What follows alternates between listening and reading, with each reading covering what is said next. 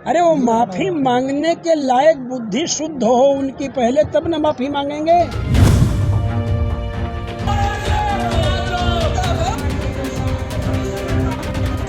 हमारा देश का एक आदर्श ग्रंथ है वो, उसके संबंध में अगर कोई कुछ कहता है तो अपराध करता है, भगवान उसको क्षमा करे।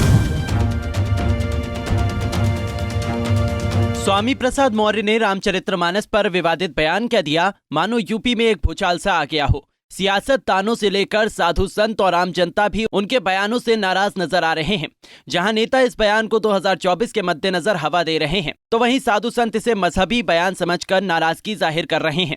अयोध्या के साधु संतों के नाराजगी के बाद अब प्रयागराज के साधु संतों ने स्वामी प्रसाद मौर्य के बयान पर गहरी नाराजगी जताई है।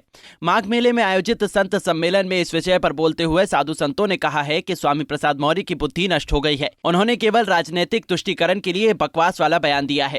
देखिए, मैं ये कह रहा हूँ कि स्वामी प्रसाद मौर्य तो राष्ट्र नहीं है, स्वामी प्रसाद मौर्य की आवाज़ तो राष्ट्र की आवाज़ नहीं है। स्वामी प्रसाद मौर्य तो न खुदा ही मिला न वसाले सनम के ज्वलंत उदाहरण हुए, क्योंकि वो भाजपा छोड़ करके चले गए थे सपा में, और जब सपा में चले गए वहाँ भी कुछ नहीं स्वीकार गवर्नमेंट, उन्होंने ख्वाब देखा था कि सरकार बन जाएगी और हमको फिर मलाई खाने को मिलेगी, इस लोभ में गए थे।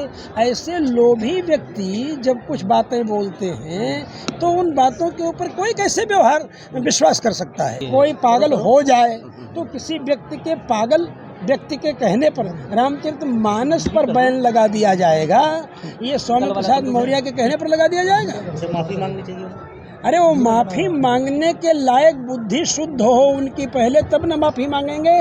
वहीं संत सम्मेलन में बागेश्वर धाम के मसले पर भी मंथन किया गया। इस विषय पर साधु संतों ने कहा है कि बागेश्वर धाम के पीठाधीश्वर के पास कोई कला या साधना तत्व मौजूद है तो उसे पाखंड बताना गलत है। संतों ने कहा कि मुस्लिम और ईसाई मिशनरीज के कराए जा रहे धर्म परिवर्तन को बागेश्वर धाम के धीरेन्द्र शास्त्री ने रोका है, इसलिए उनके खिलाफ साजिश या अभियान चलाया जा रहा है। नहीं, प्रश्न यहाँ यह है कि जो ईसाई मिशनरियाँ लोगों को प्रलोभन दे करके ईसाई बना रही हैं, वंचित और दलित लोगों को ईसाई बना रही हैं, ऐसे लोगों का चक्का जाम कर दिया है बागेश्वर धाम के बाबा ने, और उनके चमत्कार से वो जनता प्रभावित होकर के घर वापसी करने लग गई है और सुल्ताना जो है वो शुभी बन गई हैं।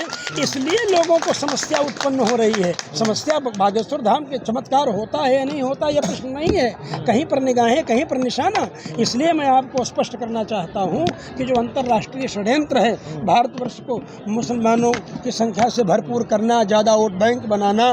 वहीं संत सम्मेलन के मुख्य अतिथि शंकराचार्य वासुदेवानंद सरस्वती ने भी सपा नेता स्वामी प्रसाद मौर्य के बयान पर पलटवार किया। उन्होंने कहा कि स्वामी प्रसाद मौर्य अगर रामचरितमानस के बारे में कुछ भी कह रहे हैं तो वो एक अपराध कर रहे हैं। स्वामी प्रसाद मौर्य के बयान का कोई औचित्य नहीं है। वो भविष्यवाणी जो कर रहे हैं, अब वो उनका अनुभव है, उन्होंने उपासना की है, उनको अनुभव है, हनुमान जी की कृपा है, उनको जो अनुभव होता है वो बता देते हैं, वो अपराध नहीं है, उसको लोग गलत न लें, अपने अनुभव की बात बताता है। समर्थन में है आप लोग, क्या उनके समर्थन में है कि उनका हम विरोध नहीं करते।